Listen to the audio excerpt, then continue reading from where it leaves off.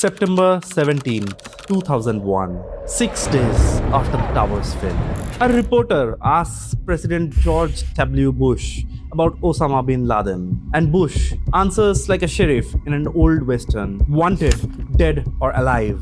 It would take nearly 10 years, 2 wars, the CIA, the NSA, the spy satellites, SEAL Team 6, and the relentless work of a group of analysts before that line came true. May 2nd, 2011, 23 Navy SEALs, 1 interpreter, and a combat dog fly into Abbottabad, Pakistan in 2 stealth Black Hawks. 45 minutes later, the most wanted man in history is dead.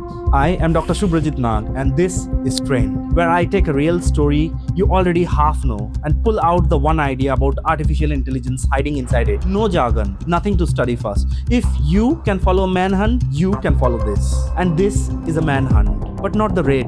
You have seen that movie. I want the 10 years before the Raid, because hidden inside this hunt is the clearest explanation I have ever found of the biggest shift happening in AI right now. Stay with me to the end, and you will understand it better than most people who get paid to talk about it. No textbook required.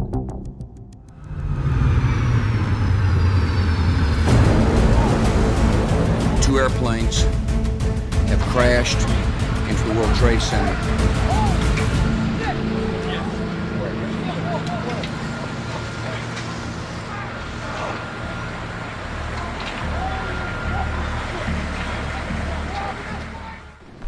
To see the shift, you have to go back to where the hunt began. 15 years before a single shot was fired in Abbottabad, 1996, the CIA does something it has never done before. It builds an entire unit dedicated to one human being, the Bin Laden issue station. Internally, they call it the Alec Station. And the people who ran it were some of the sharpest analysts the agency had ever seen. And something most people don't know, the majority of these analysts were women.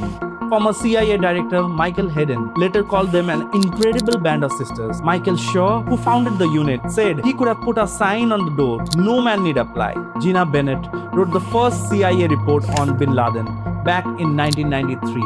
Barbara Seward became the agency's top analyst on political Islam. Cindy Storer helped write the president's daily briefs warning about an imminent attack. Jennifer Matthews ran the tracking unit after 9/11. And there was another analyst, her real name still classified, who became the model for Maya in 0:30. What did these analysts actually do?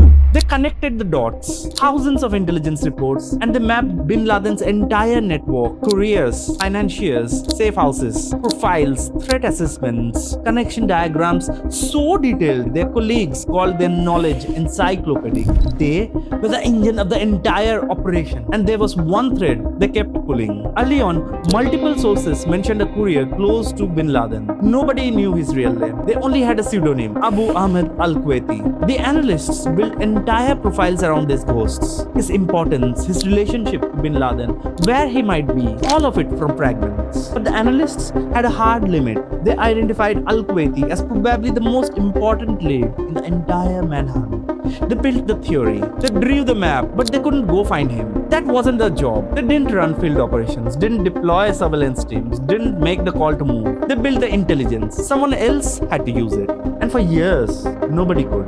The courier lead went cold. Al-Kuwaiti was a ghost. The theory was there, the map was there, but the man nowhere until 2007.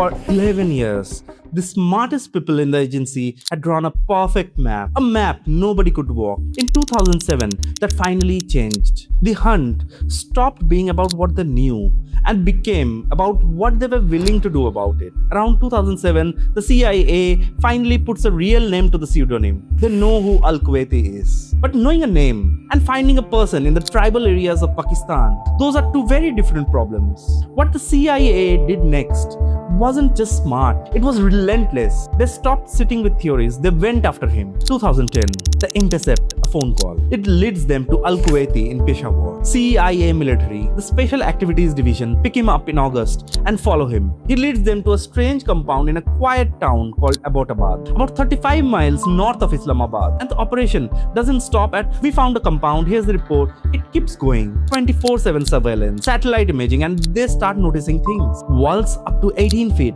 barbed wire, double entry gates, every window opaque, a 7-foot privacy wall on the third floor balcony, no internet, no phone. All the trash burned inside the walls, and the 2 registered owners, no jobs, no income that could explain the property like this. But still, no confirmation that bin Laden is inside. No photo, no voice recording, nothing definitive. So the operation adapts. The CIA sets up a vaccination program through a local doctor, Shakil Afridi, trying to collect DNA from the children in the compound and match it against bin Laden's family. The doctor goes to the door. They won't let him in.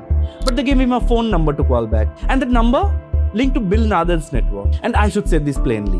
The vaccination ruse was later heavily criticized. It damaged trust in real vaccination programs across the region. And the CIA acknowledged that when it banned the tactic in 2014. But for the operation, it was a perfect example of what kept happening. One plan doesn't work, so they pivot and find another one. The phone number becomes a new lead. Surveillance continues. The National Geospatial Intelligence Agency, America's mapping and satellite agency, builds a 3D model of the compound. The NSA tracks mobile phones in the area, multiple streams of intelligence running at once, each one adjusting as new information comes in. Late 2010, CIA Director Panetta briefs Obama, calls it the most promising lead in nearly a decade. Obama chairs 5 National Security Council meetings. The options: bomb the compound with B-2s, a precision drone strike, or send a team in. But only a ground raid gives certainty. April 29, 2011. Obama authorizes the raid. 11 years of intelligence, 3 years of surveillance, all of it now came down to 40 minutes in the dark. 11 p.m. 2 stealth Black Hawks cross into Pakistani airspace from Jalalabad. On board, 23 SEALs from Dev Gru's Red Squadron, an interpreter and a military combat dog. 2 Chinooks follow with backup and extra fuel. A 90-minute flight. But the SEALs aren't the only specialists in the air. The 160th SOAR, the Night Stalkers, fly the helicopters. The NSA monitors signals intelligence. The NGA built the 3D renderings of the compound. CIA operatives on the ground cut power to neighborhood as the raid begins. Every team in its own lane, with its own tools, handling its own pace. And then something goes wrong.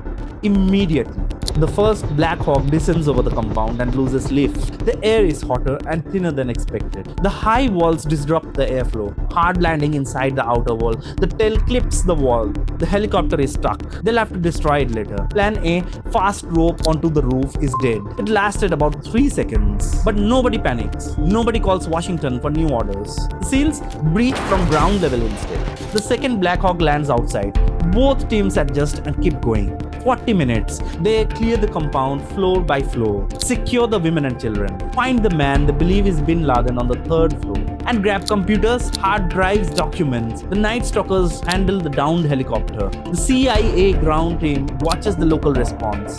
The NSA tracks comms, every team handling its own piece. Then, a SEAL team leader radios it in. For God and the country, Geronimo, Geronimo, Geronimo. The most wanted man in history is dead, and the identification took its own chain of walk. The body is flown to Afghanistan, measured at 6'4", facial recognition, a 90 to 95% match. Women from the compound identify him by name, and DNA confirms it against bin Laden's family profile. 11:35 Eastern, May 1st. Obama addresses the nation. The hunt is over. Good evening. Tonight, I can report to the American people and to the world that the United States has conducted an operation that killed Osama bin Laden, the leader of Al-Qaeda.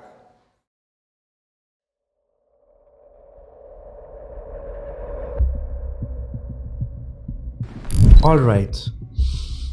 Take a breath, because every piece of what you just watched, the analysts, the ghost courier, the crashed helicopter, the 40 minutes in the dark, was quietly teaching you how AI actually works in 2026. Let me show you how. Reveal number 1. Those CIA analysts at Alec Station, they are generative AI. Think about it. Raw data comes in, interrogation fragments, intercepted bombs, satellite images, and they produce something new out of it. Profiles, theories, network maps, threat assessments. They built the insight that Al-Kuwaiti was the key to finding bin Laden. That single piece of intelligence was arguably the most important output of the 10-year hunt.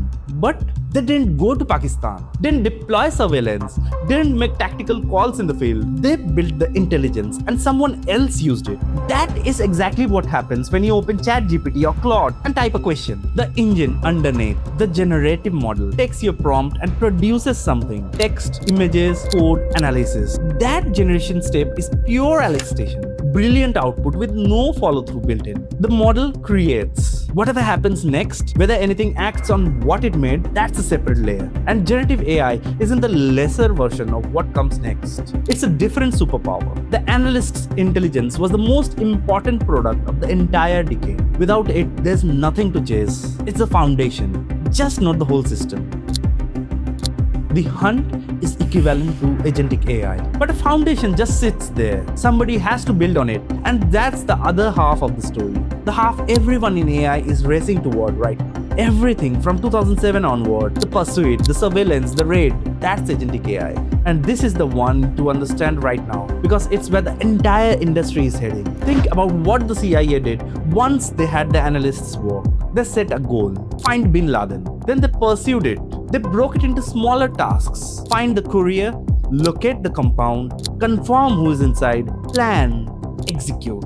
They use tools, surveillance, satellite imaging, signals intelligence, phone tracking, DNA. They made decisions. The vaccination plan doesn't produce DNA, so pivot to the phone number. And every step, when something didn't work, they adjusted. The raid was the ultimate expression of it. The helicopter crashes. The SEALs adapt on the spot. Nobody calls back to Washington for instructions. That's what an agent does. Picture an assistant, you give a single instruction. Get me to New York by Friday.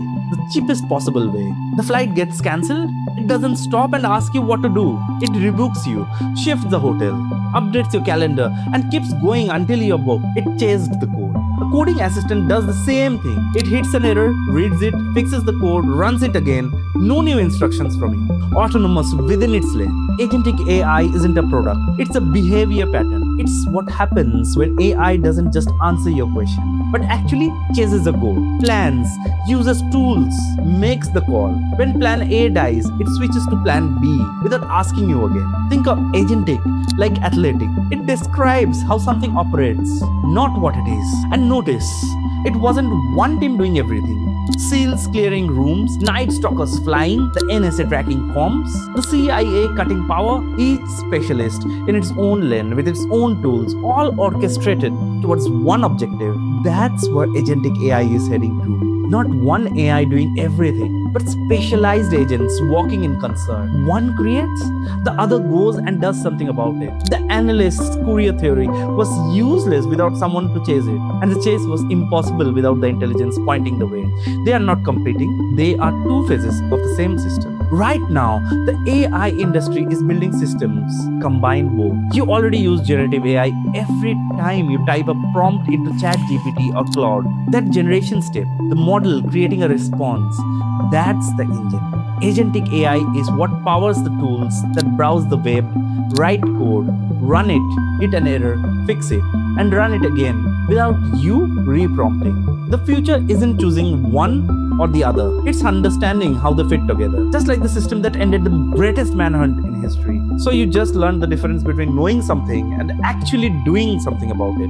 Knowing this channel exists is the generative part. Subscribing is the agentic part. I'll let you decide which kind of viewer you want to be. And one question should follow you out of this one. You just watched AI that can act on its own, chase a goal, make its own calls. So what happens when someone finds a way to make it break its own rules?